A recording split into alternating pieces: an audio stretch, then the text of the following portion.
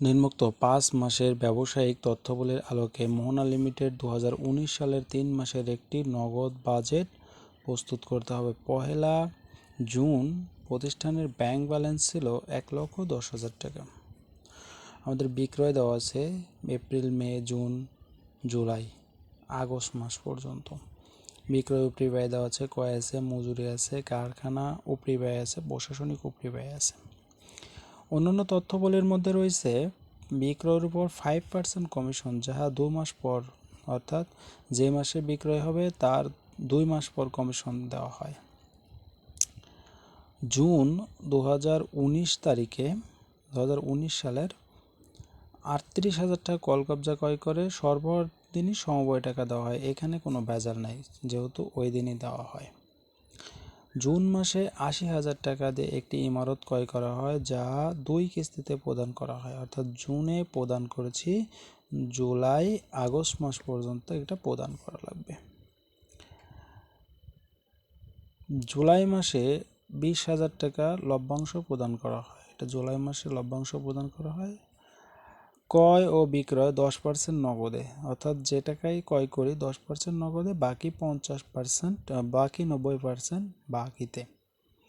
পাওনাদারকে 1 মাস পর পর টাকা দেওয়া হয় এবং দেনাদারকে 2 মাস পর পর টাকা দেওয়া হয়। মজুরি ও অন্যান্য ব্যয়, মজুরি ও অন্যান্য ব্যয়, এই জায়গায় ভুল করার একটা পসিবিলিটি থাকে। মজুরি ও অন্যান্য ব্যয় 15 দিন পর পর পরিশোধ করা হয়। আমরা এই অঙ্ক করার সময় সর্বপ্রথম আমাদের ওয়ার্কিংগুলো করতে হবে। ওয়ার্কিং না করে এই অঙ্ক করা সম্ভব না, তাই আমরা প্রথমে ওয়ার্কিং করি। বিক্রয় কমিশন প্রথমে ছিল বিক্রয় কমিশন। এপ্রিল মাসে বিক্রয়ের উপরে কত? 5%।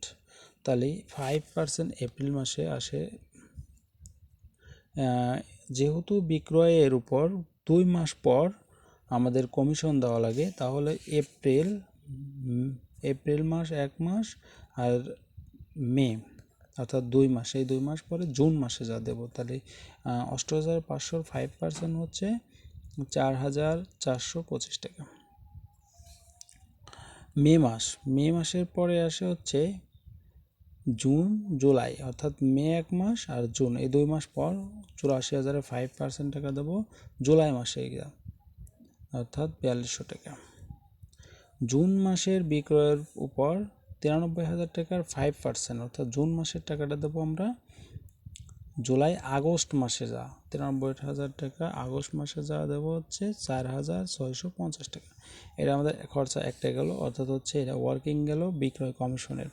বিক্রয় উপরি ব্যয়, অর্থাৎ প্রত্যেকটা ব্যয় 15 দিন পর পর করা লাগে, এই জন্য বিক্রয় উপরি ব্যয় একটা ব্যয়।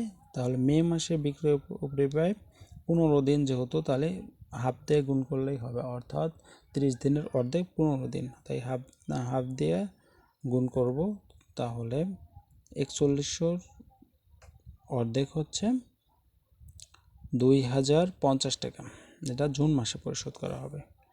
আবার জুন মাসের বিক্রয় উপরি ব্যয় 15 দিনের জন্য যেটা ছিল 3,710 টাকার 15 দিন, এটা পাবে হচ্ছে জুন মাসে, আর এটা যাবে হচ্ছে জুলাই মাসে।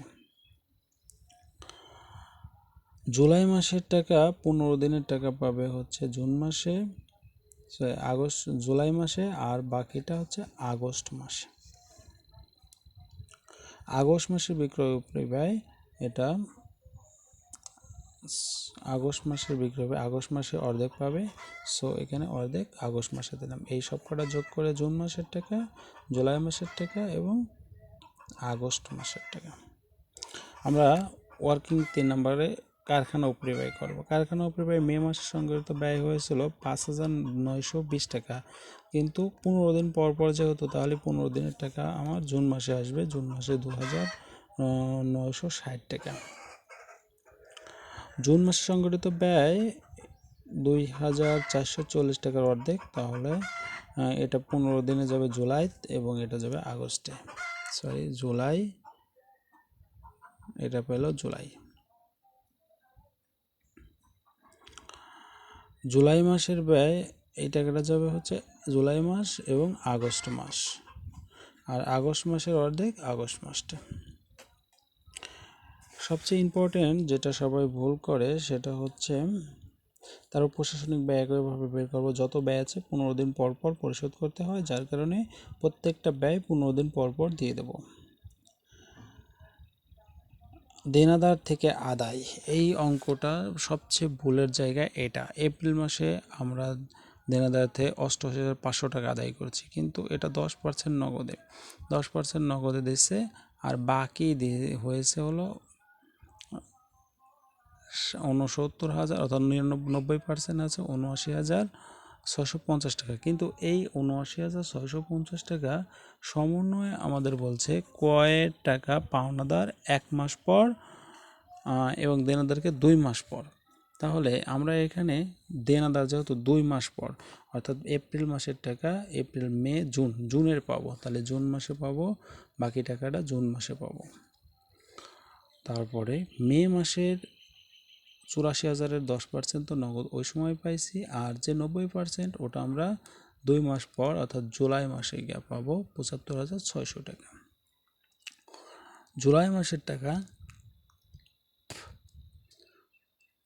জুন মাসের টাকা 93,000 টাকা, 10% তো ওই সময় পাইছি, আর বাকি টাকাটা 2 মাস পর পাবো, অর্থাৎ জুন জুলাইয়ের পরে আগস্ট মাসটা পাবো এই টাকাটা।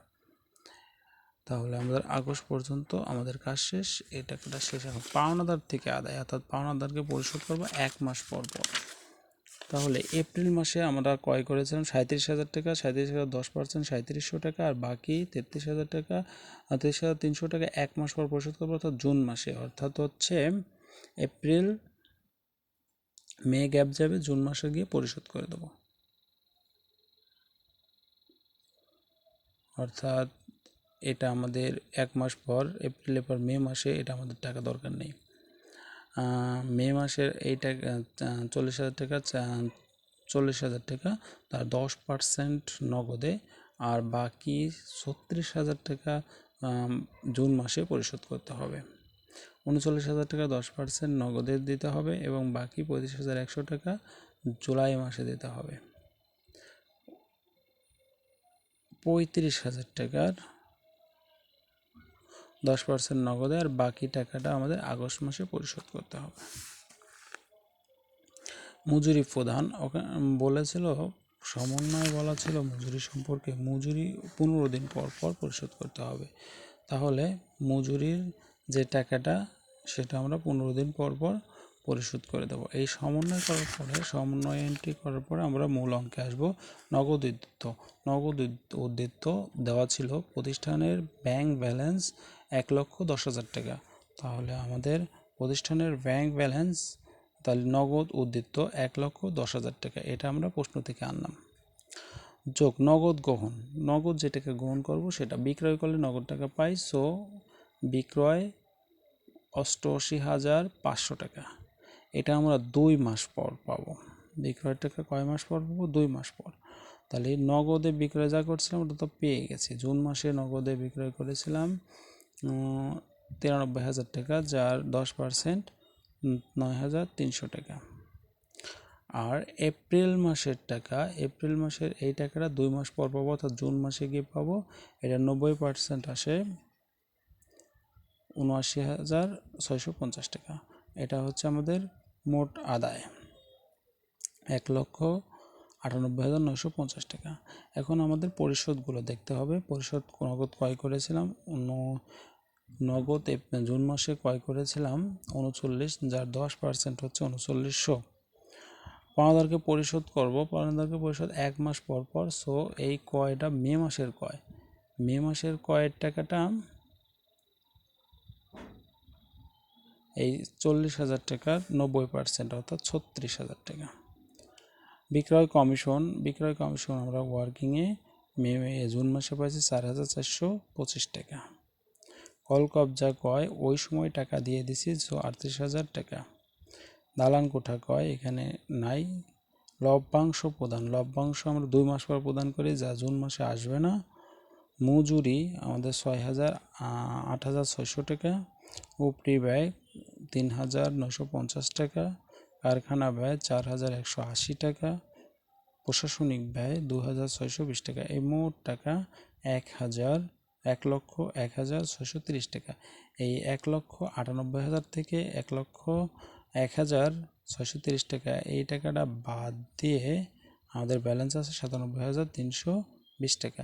এটা আবার জুলাই মাসের প্রারম্ভিক উদ্বৃত্ত। এখানেই ছাত্রছাত্রী ভুল করে, এই 97,320 টাকা, 97,320 টাকা আগের মতো, তারপরেই দেনা থেকে আদায় অমুক তমুক সব কিছু থাকবে। এবার এই ব্যালেন্সটা এখানে যাবে, তারপরে আগের মতোই যোগ করে এখানে নামাতে হবে, এখানে এসে অঙ্ক শেষ হবে। এভাবে আমাদের অঙ্ক রেজাল্ট সেট করতে হবে।